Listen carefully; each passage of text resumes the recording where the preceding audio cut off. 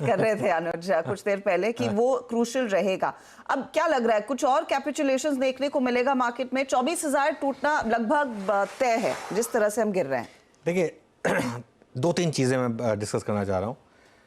ये रेमिनिसेंट है जो 2008 वाली यादें आ गई इससे, क्योंकि जापान जैसा मार्केट, जापान जो दुनिया की तीसरी सबसे बड़ी इकॉनमी है और शायद वर्ल्ड की दूसरी सबसे बड़ी मार्केट है, वहाँ 11% की डिक्लाइन है हर्षदा।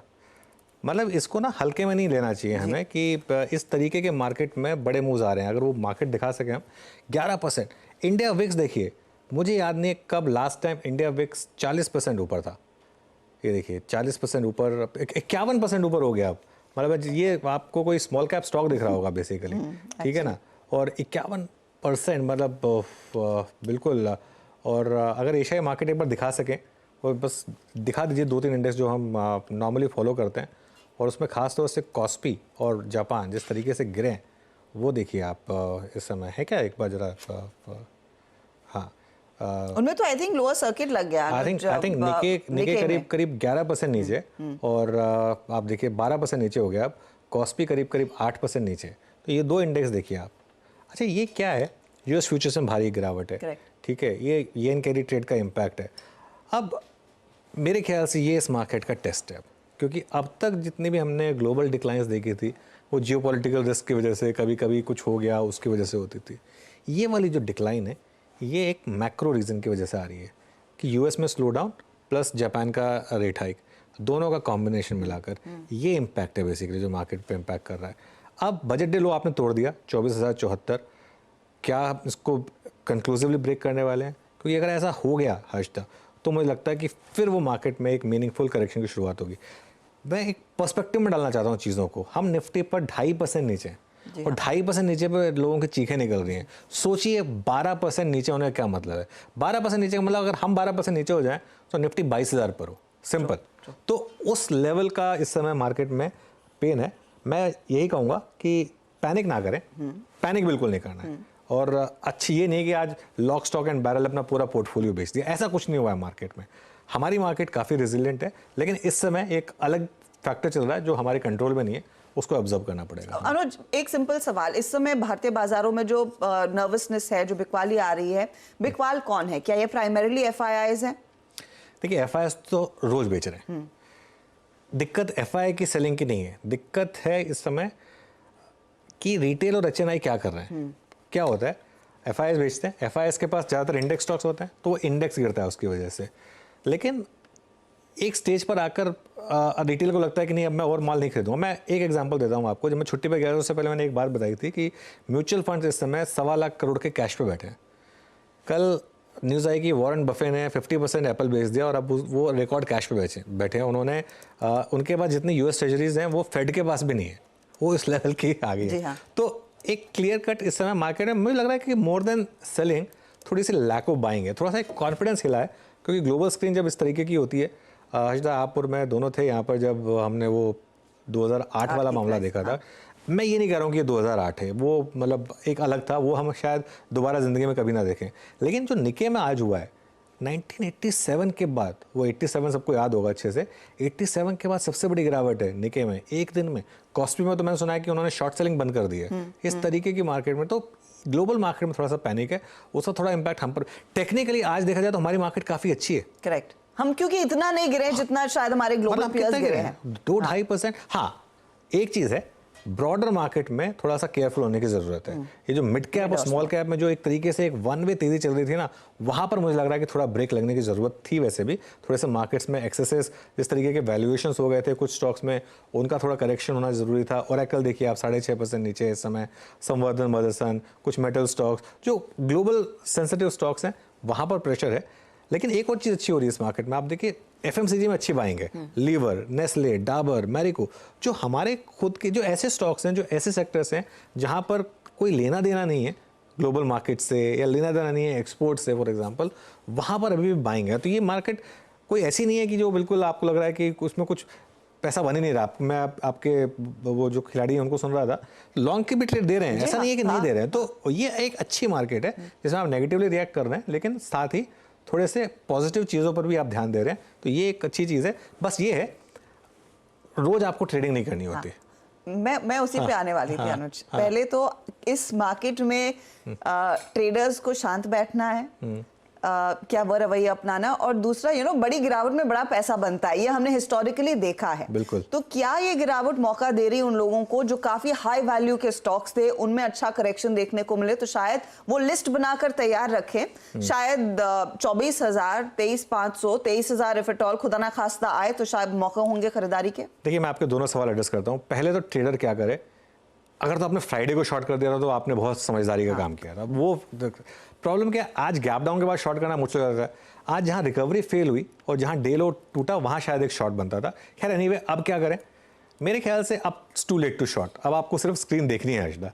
अच्छा, लॉन्ग भी नहीं कर सकते आप ट्रेडिंग पॉइंट ऑफ व्यू से, क्योंकि स्क्रीन नहीं कह रही है कि आप लॉन्ग करिए। जहाँ तक आपके दूसरे सवाल का जवाब है, मैं एक डिस्क्लोजर देता हूँ।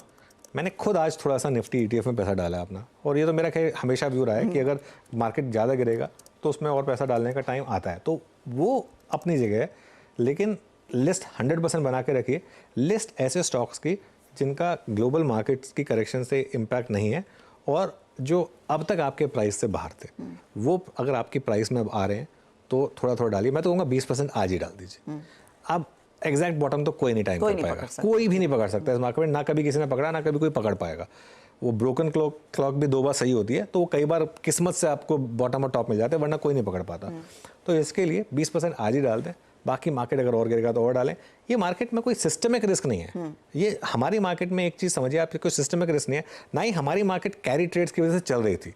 देखिए, जो मार्केट कैरी ट्रेड्स की वजह से चल रही है, जहाँ पर सिर्फ लिक्विडिटी उनको ड्राइव कर रहा है, वहाँ पे समझ में आता है कि इस तरीके की डिक्लाइन है। लेकिन क्योंकि हमें ग्लोबल वर्ल्ड का एक हिस्सा है, तो उसमें ऐसा नहीं हो सकता कि एक तरफ तो जापान जैसी मार्केट 12-12.5% नीचे हो और हम 2% ऊपर हो जाए, ये नहीं होगा। लेकिन जैसे मैं कह रहा हूँ, अगर एक 12.5% वर्ल्ड की सेकंड बिगेस्ट मार्केट डाउन है, उसमें आप अगर सिर्फ 2.5% डाउन है, वो तो एक आपके लिए अच्छा आउटकम है। क्या इंडिया विक्स और चिंता बढ़ाएगी अगर यहाँ से और इन्फ्लेट होता है? इंडिया विक्स यूएस में यूएस विक्स 3 दिन में डबल हुआ है। जी हाँ। तो हमारे यहाँ भी हो सकता है, क्या बुराई है इंडिया विक्स। और ये कभी कभी ना होना जरूरी है, थोड़े से इससे एक्सेसेस क्लीन आउट होते हैं। अच्छा, इसमें एक चीज़ मैं बताऊँ आपको, ये दिन होते हैं जहाँ पर वो जो बात होती है ना कि 90% ट्रेडर्स पैसा लूज़ करते हैं, लेकिन उसमें जो बाकी के 10% बनाते हैं ना, वो बड़ा पैसा बनाते हैं। तो ये मेरा एक हमेशा मानना है कि एक प्रोडक्ट जो है ना, वो उसको जिस दिन यूज़ करना चाहिए वो समझ में आना चाहिए आपको कि किस दिन यूज़ करना है। एनीवे, इंडिया विक्स 100% मतलब दिक्कत बढ़ाएगा यहाँ पर। और मेरे ख्याल से आई थिंक 24-25 का रिसेंट हाई था, अगर उसको हमने क्रॉस करना शुरू किया तो शायद और दिक्कत बढ़ेगी। लेकिन मैं एक चीज़ कहूँगा हर्षदा, अगर आपने मिस किया ना पिछली रैली, ये आपको मौका दे रही है एंट्री के लिए, लेकिन बशर्ते आप स्टॉक्स अच्छे चुने, जबरदस्ती सिर्फ फैंसी स्टॉक्स ना चुने। अनुज, एक वेरी क्विक टेक, क्या इस समय ग्लोबल फेसिंग स्टॉक से बचकर रहने की जरूरत है? जैसे कुछ देर पहले मदरसन सुमी पर एक शॉर्ट कॉल हमने लिया, टाटा मोटर्स हम देख रहे हैं 6% का क्रैक दिखा चुका है। वैसे भी कमेंट्री खराब थी डिमांड को लेकर, वो एक स्पेस है जहां से दूर रहे और जहां पे बहुत ज्यादा रैली आ चुकी है। देखिए, आज मदरसन और टाटा मोटर्स और भारत फोर्ज, ये तीनों क्यों डाउन है?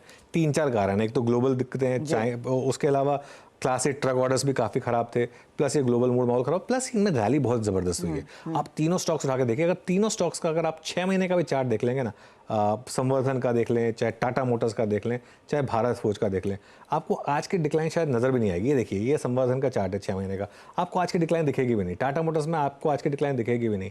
भारत फोर्ज में भी करीब करीब आई थिंक चार्ट ऐसा ही रहा है। ये देखिए, पता भी नहीं चलेगा आपको कि आज ये कुछ स्टॉक्स गिरे हुए हैं या नहीं गिरे हैं। तो ये एक इस समय इशू है।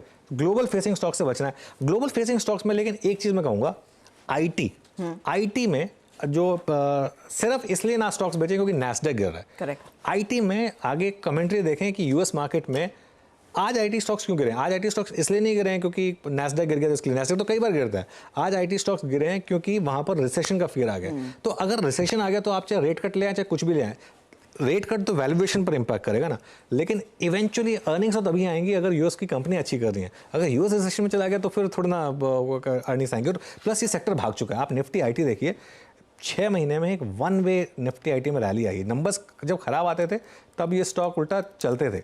तो उस हिसाब से ये एक और कारण है कि आज आईटी 4% नीचे है, क्योंकि इसमें पोजीशनिंग काफ़ी, हर कोई आईटी में छुपा हुआ था। FMCG वर्सेस IT, आज बहुत लोग कहेंगे कि अगर FMCG डिफेंसिव चल रहा है तो IT क्यों नहीं चल रहा, क्योंकि FMCG के पास ट्रू डिफेंसिव नेचर है कि वो ग्लोबल मार्केट से कनेक्टेड नहीं है, IT ग्लोबल मार्केट से कनेक्टेड है। फार्मा उसकी दूसरी तरफ आप देखेंगे, फार्मा में इतनी गिरावट नहीं आएगी, फार्मा तो इनफैक्ट मुझे लग रहा है कि शायद चलेगा, क्योंकि कई बार रिसेशन आता है तो उसमें फार्मा चलता है, लेकिन ये देखिए फार्मा ज़्यादा नहीं गिरा है। तो थोड़ा आपको चूज करना पड़ेगा इस समय। ये वो वाली मार्केट नहीं है जिसमें आपने सुबह खरीदा शाम तक या फिर अगले दिन तक मार्केट ने आपको पैसा बना के दे दिया। ये टफ मार्केट है। आज